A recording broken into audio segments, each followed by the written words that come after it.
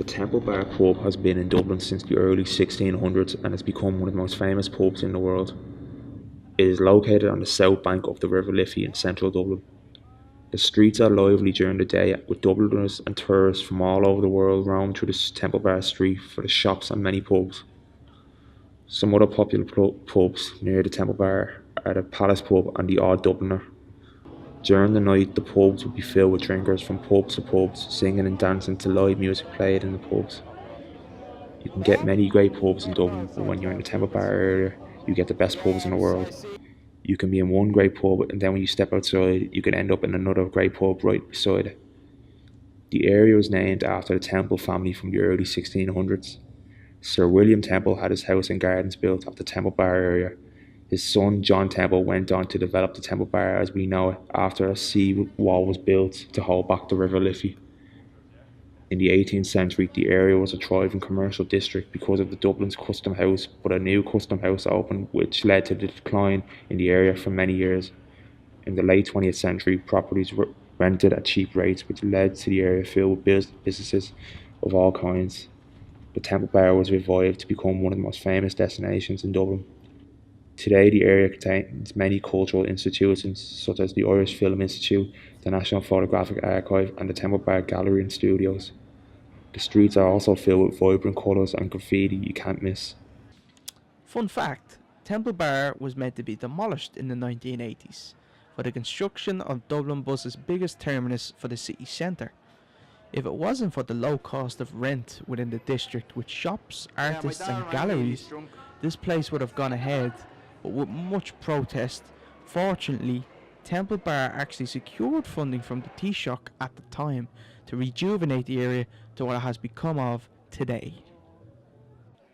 During the early 2000s, stags and hen parties were banned due to loudest and drunken behaviour.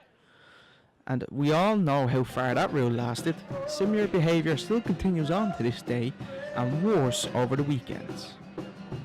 Temple Bar consistently contains the feeling of which it releases to people that walk its streets. Its lavish styles, commuting audiences, and splendid host of bars, restaurants, and shops. It's an iconic cultural location of historic Ireland and modern Ireland mixed together. With more young people attending every year, it continues to blossom Irish tourism within the city centre. No doubt it's at the top spot for visited locations in Dublin and within the top 10 of Ireland. Temple Bar contains two squares, Meeting House Square and Temple Bar Square. Throughout the year, every year, multiple events occur in these squares like food markets and film screenings in the summer.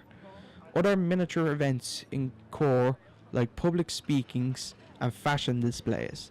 Depending on situations also, you get minor entertainment in the squares every day. Also, for 1 week every year in September, Culture Night is present, where lots of people attend all the services and entertainment within the area for free. Special events are included only for that week, but the whole of the city centre does be alive at night, so only one can imagine Temple Bar will be black with people. According to Irish tourism reports and statistics of 2018, Irish tourism has made a whopping €3.47 billion in revenue. Each pub in Temple Bar earned around 11 million or more so each year.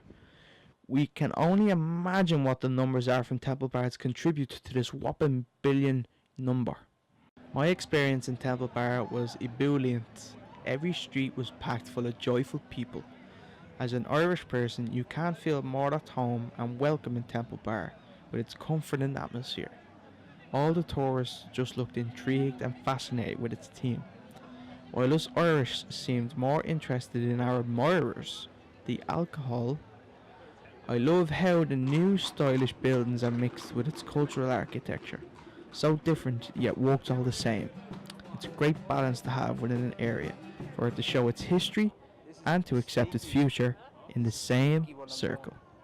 A personal favourite touch of mine is that the slab roads have been kept intact and not removed for a smoother finish. I don't think I would have had the same feeling if I was socially drinking at the time, all the same. Every corner, every wall, every street, every building There's something new to look at, and it's extraordinary. It all lights up at night, and it's still nothing is not seen.